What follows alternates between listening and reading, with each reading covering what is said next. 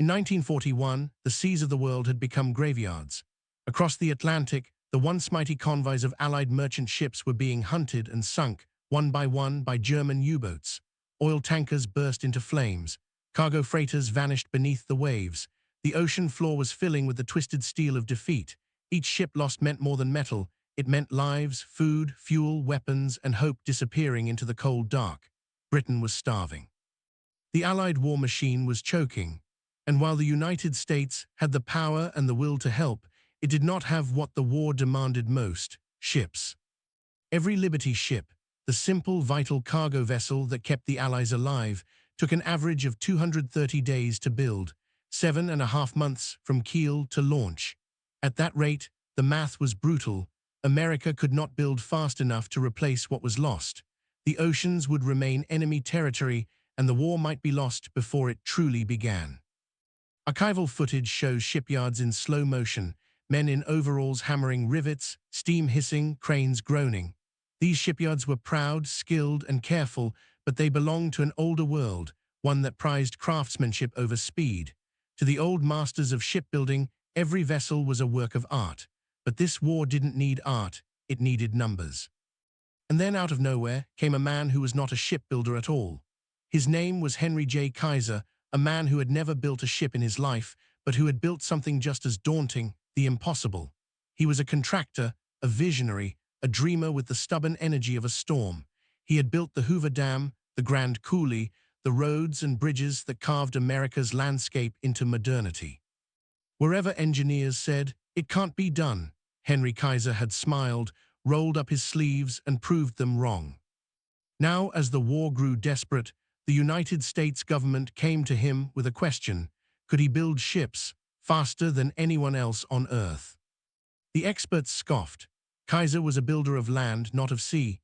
He didn't understand the delicate art of ship construction, the slow precision of riveted steel plates, the generations of know-how passed from father to son in the old shipyards of Maine or Scotland. But Henry Kaiser had something they didn't: a belief in ordinary people and an unshakable faith in modern industry. When Kaiser looked at the blueprints of a Liberty ship, he didn't see a vessel, he saw a production line. He saw a car factory, a dam project, a living machine of efficiency and organization. If Detroit can turn out thousands of automobiles every week, he asked, why can't we turn out ships the same way? The shipbuilders laughed. You can't mass-produce a ship, they told him. Ships aren't cars. But Kaiser didn't believe in the word can't. To him, it was just a signal that someone hadn't tried hard enough yet. In late 1940, as the world's fate hung in the balance, Kaiser set out to do what no one else dared. He traveled up and down the West Coast looking for a place to begin. Finally, on the barren mudflats of Richmond, California, he found it, an empty stretch of shoreline that would soon become one of the most productive shipyards in history.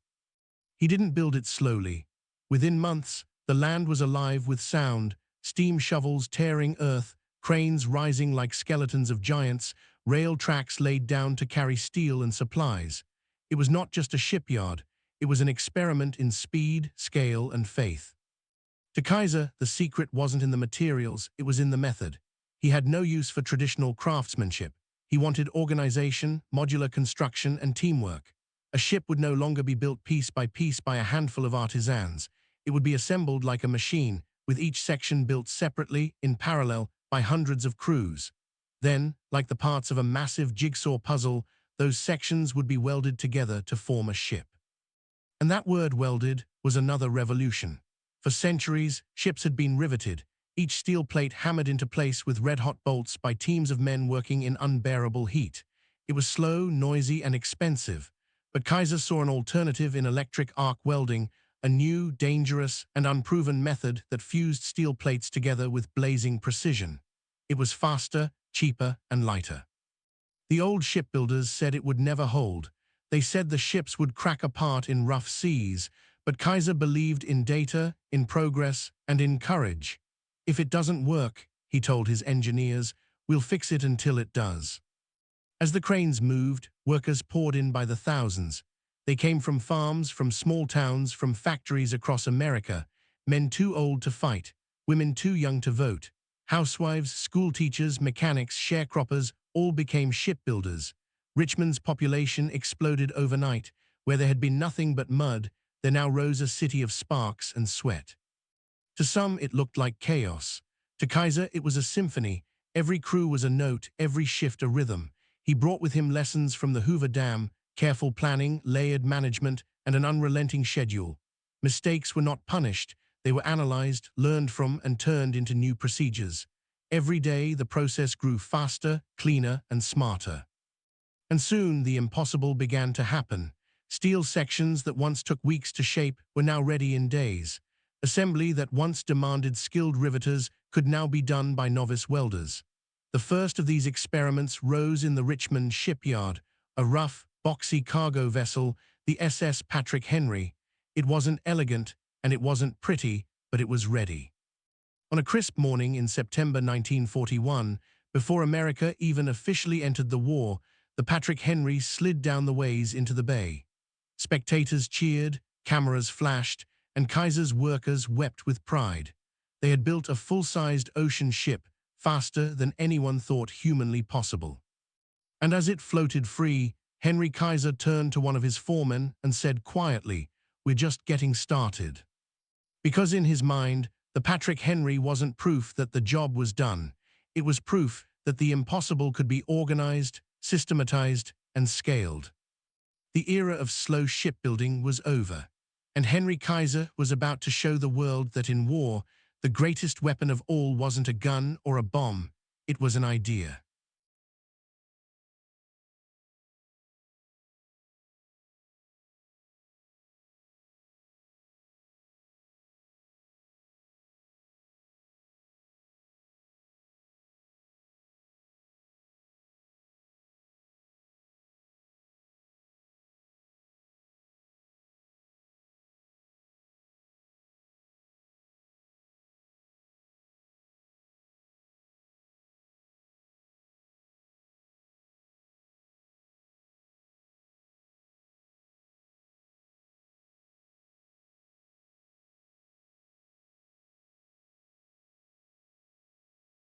When Henry Kaiser looked out across the new shipyards rising from the mudflats of Richmond, California, he saw more than cranes and scaffolding. He saw the future.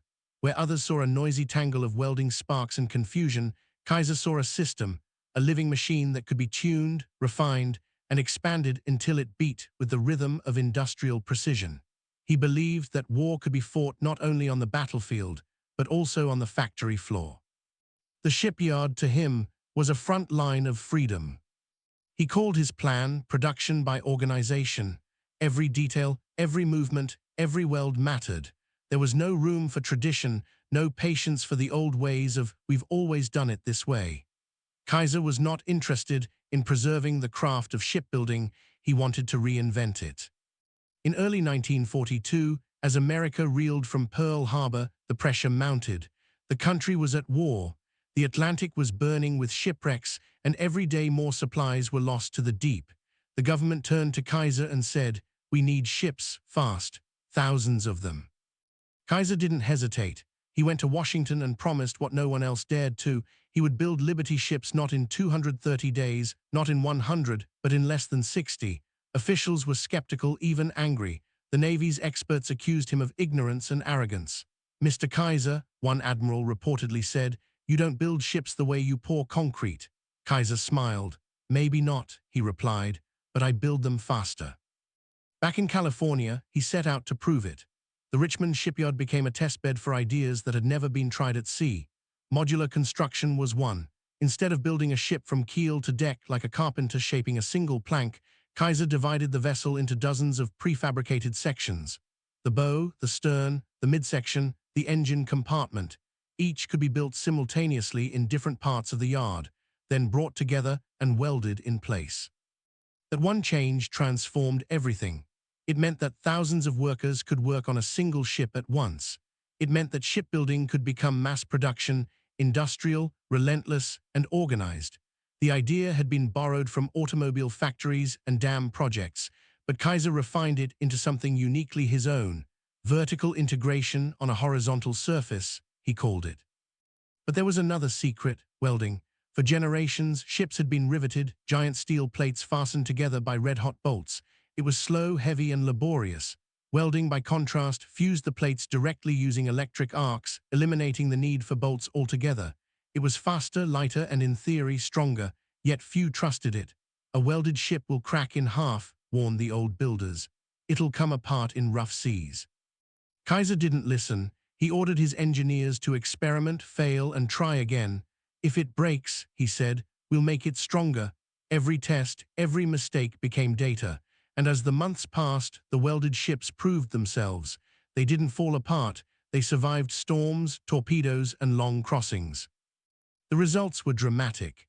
In the old shipyards, the sound of hammering rivets was replaced by the hiss of electric welders and the clang of cranes. The Richmond yard began to grow not in acres, but in ambition. It sprawled over the shoreline, expanding into new facilities, Richmond yards number 1, 2, 3, and 4, each one larger and faster than the last. Kaiser built everything with astonishing speed. He didn't wait for permission or paperwork. He trusted his instincts and his people. When steel deliveries were delayed, he built his own steel mill. When parts were slow to arrive, he created supply chains that ran day and night. If workers needed housing, he built entire neighborhoods overnight. He even founded a city.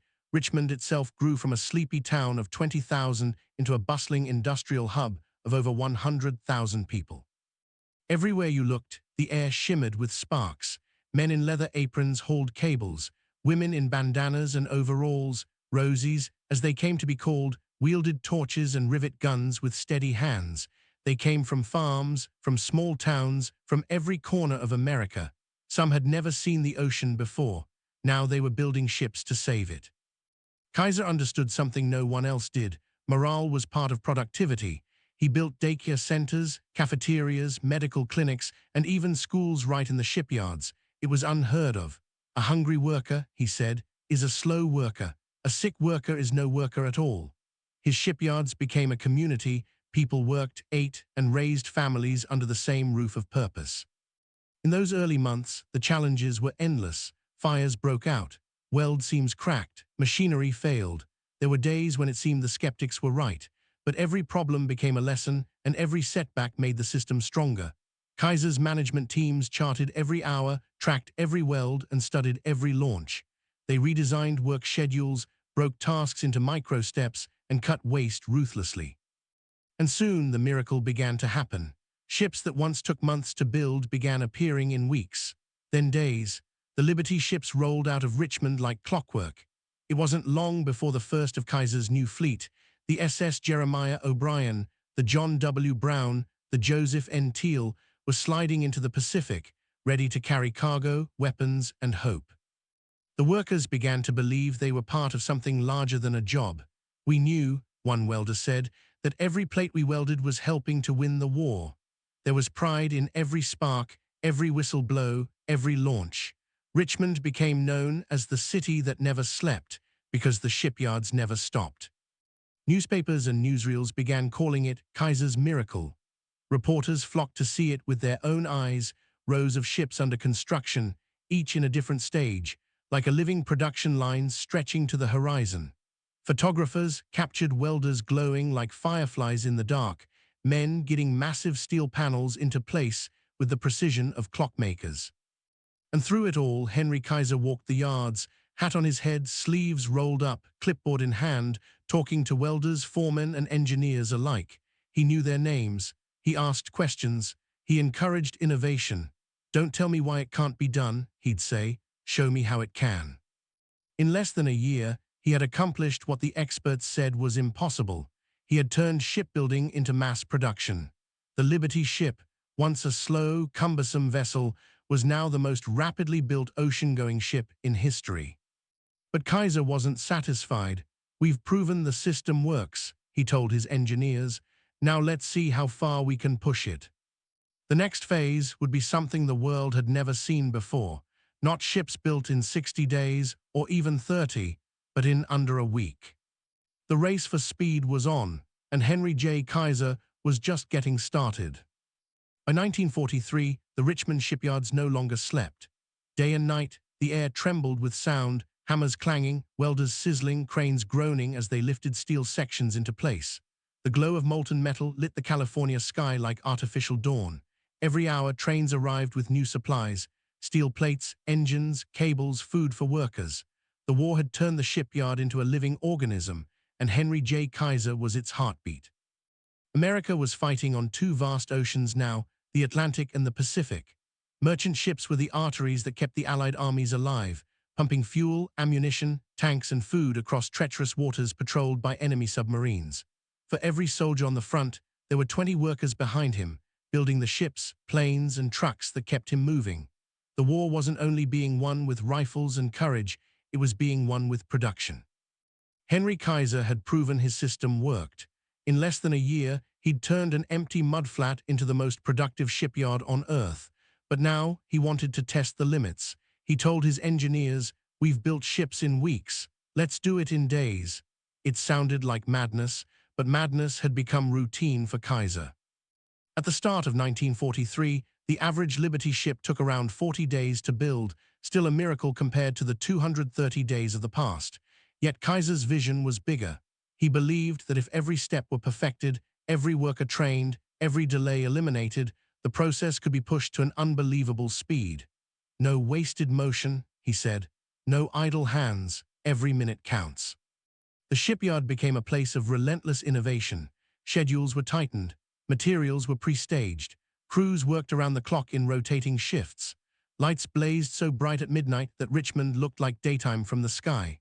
The rhythm of the yards became hypnotic. Steel arrives, sections are welded, modules are joined, cranes lift, hulls close, decks rise, paint sprays, engines roar, champagne bottles shatter. But Kaiser's genius wasn't just in the machines, it was in the people. He had built not just a factory, but a community. At its peak, over 90,000 men and women worked in the Richmond yards. They came from every walk of life: young mothers, farmers, school teachers, machinists, students, immigrants, and retirees. Nearly 30% of the workforce were women, Rosie the riveters, in headscarves and goggles, their faces illuminated by the flash of welding arcs. For many of them, this was their first job outside the home. They learned fast, taught by Kaiser's engineers in special training schools he built right on site. Classes ran day and night. Within a week, a housewife who had never touched a tool could weld a perfect seam on a Liberty ship's hull. The shipyards were also one of the few places in wartime America where racial integration was quietly practiced. Kaiser hired black workers, Mexican Americans, and Asian Americans at a time when other industries shut their doors. "The enemy is out there, not in here," he told his managers. It wasn't perfect. There was prejudice and conflict, but it was progress. Kaiser believed that if he wanted the best work, he had to care for his workers. He built cafeterias, recreation centers, and libraries inside the yards. He built childcare centers so that mothers could work their shifts without fear. He even built clinics and hospitals, modern, efficient, and affordable. "A healthy worker is a faster worker," he said. That idea would later become the foundation of Kaiser Permanente, one of America's first and largest healthcare systems. Each day, the pace quickened. Each week, a new record was broken. The once impossible dream of a ship in 4 days was no longer fantasy, it was within reach. And then, in November 1942, the challenge was made public. Kaiser's workers would attempt to build a Liberty ship from start to finish faster than anyone in history. The target was a staggering 5 days. The ship chosen for the record attempt was the SS Robert E. Peary. It began before dawn, under floodlights, with the laying of the keel on November 8th. Teams moved with machine-like precision. Thousands of men and women swarmed over the ship, welding, cutting, painting, wiring. The shipyard roared like a thunderstorm. Crews worked 12-hour shifts, sleeping in nearby barracks, eating in shifts, pushing their bodies to the limit. Onlookers came from all over the country.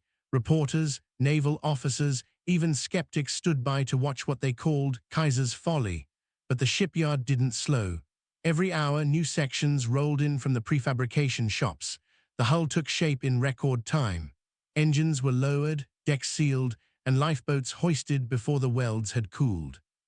On the morning of November 12, 1942, just 4 days, 15 hours, and 29 minutes after it began, The SS Robert E. Peary slid down the ways and touched the water. The crowd erupted in cheers. Sirens wailed. Factory whistles screamed. 4 days, shouted a newsreel announcer. 4 days, ladies and gentlemen, a new world's record in shipbuilding thanks to Henry Kaiser's miracle workers. The workers wept, laughed, hugged. Some fell to their knees. The ship wasn't just steel, it was proof. Proof that ordinary people, working together under an extraordinary vision, could do what no one thought possible. After the launch, Kaiser gathered his workers and said quietly, "You've done it. You've changed the world." And they had. The Peary became a symbol, not just of industrial power, but of democracy itself, the idea that a free people, united by purpose, could outbuild tyranny. After that, the floodgates opened. Richmond Shipyard No. 2 began launching a new Liberty ship every 4 days. In other yards across the country, Oregon, Washington, Maine, and the Gulf, Kaiser's methods spread like wildfire. The record became routine. By 1943, the Liberty ships were leaving American shores faster than the U-boats could sink them. Convoys once decimated now crossed the Atlantic armed with steel reinforcements. The tide of war began to turn. Supplies reached Britain in time for the North African campaign, for Italy, for D-Day. Every tank that rolled across Europe, every soldier who ate a hot meal in the trenches, owed something to the miracle that began in Richmond. And yet Kaiser was never satisfied. Even as the record-breaking ships slid into the Pacific, he pushed for new ideas, better designs, faster engines, more efficient logistics. He expanded his empire of industry into aircraft, aluminum, and automobiles. He was no longer just a contractor, he was a symbol of American innovation. But the heart of it all remained the same, the belief that ordinary people, when given the right tools, the right training, and the right purpose, could accomplish the extraordinary. Kaiser's shipyards had become cathedrals of labor, monuments to the spirit of collaboration and faith in the possible. The sound of welding torches was the music of freedom. The glow of steel was hope made visible. By the end of 1943, the numbers were staggering. More than 1,000 Liberty ships had been launched. Each one carried not just cargo, but a story of courage, ingenuity, and unity. The war still raged on, but the battle of production had been won. Henry J. Kaiser had turned America's industrial might into its greatest weapon. He had shown that the miracle of the Robert E. Peary wasn't just speed, it was belief. And in that belief, he had changed not only the war, but the very idea of what was possible. When the guns finally fell silent in 1945, the oceans were once again crowded with ships, but this time they carried not fear, but victory. Across every port, rows upon rows of Liberty ships bobbed in the tide, their steel hulls streaked with salt and sunlight. More than 2,700 of them had been built during the war, an industrial army that had carried the real weight of freedom across the world's seas. Each one was a testament to Henry J. Kaiser's vision, ordinary people doing extraordinary things. The war was over, but Kaiser's shipyards did not go quiet overnight. For a brief moment, the rhythmic clang of hammers and the hiss of welders still echoed along the Richmond shoreline. Workers who had spent years living by the pulse of production found themselves staring at the still cranes and silent docks. The question hung heavy in the air, what now? For Kaiser, the answer was clear. He had built ships to win a war, now he would build something to win the peace. He looked out at the tens of thousands of workers who had made his dream real, the welders, the riveters, the mothers, the veterans, and saw a new America emerging from the smoke of war. It was younger, faster, more hopeful. These were people who had learned that they could do the impossible, but now they needed something more lasting than a paycheck or a headline. They needed security, health, and opportunity. During the war, Kaiser had faced a simple but relentless problem. His workers were getting sick. Production couldn't stop, but he couldn't expect people to work themselves to exhaustion without help. So he had quietly created something revolutionary, a prepaid medical system that provided health care for every worker and their family. Doctors, nurses, clinics, and hospitals were all connected through one organized plan, funded by small payroll deductions. It kept people healthy, kept ships moving, and saved lives. Now in peacetime, he decided that system should live on. What began as a wartime necessity became a new kind of promise, Kaiser Permanent. It was one of the first large-scale health maintenance organizations in the world, built on the same principles that had driven the shipyards: efficiency, accessibility, and faith in the collective good. Just as Kaiser had proven that ships could be built by ordinary citizens, he now proved that healthcare could be organized for ordinary people. Healthy citizens, he said, make a healthy nation. But he didn't stop there. Kaiser turned his attention to housing, believing that if America could build ships in 4 days, it could also build homes just as fast. He poured resources into prefabricated housing, hoping to give returning veterans and their families affordable, modern homes. He envisioned whole neighborhoods springing up overnight, the same way his Liberty ships once had. Though not every project succeeded, his ideas left a deep mark on post-war America.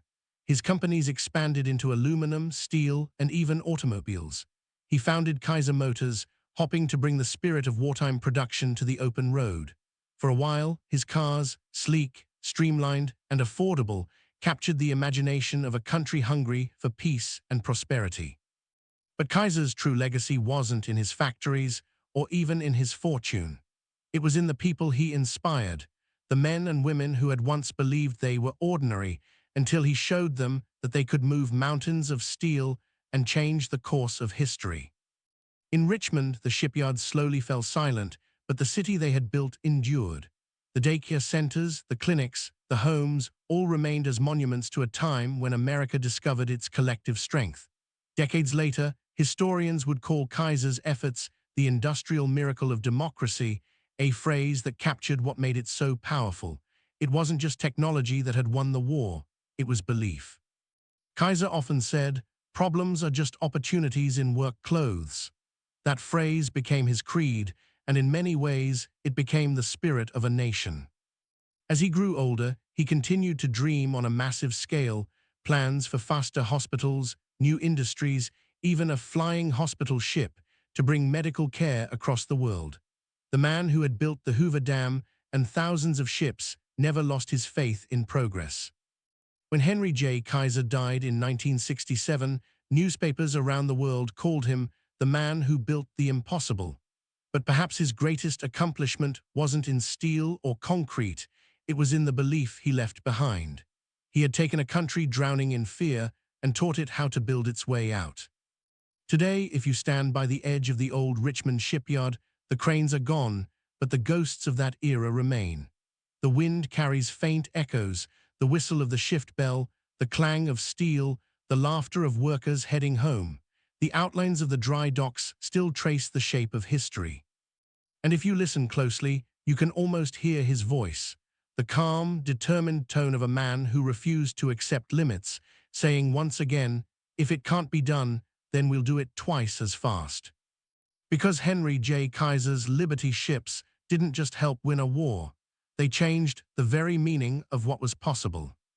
From the mudflats of California to the farthest corners of the ocean, his legacy endures in every factory line, every bold idea, every ordinary person who dares to attempt the extraordinary.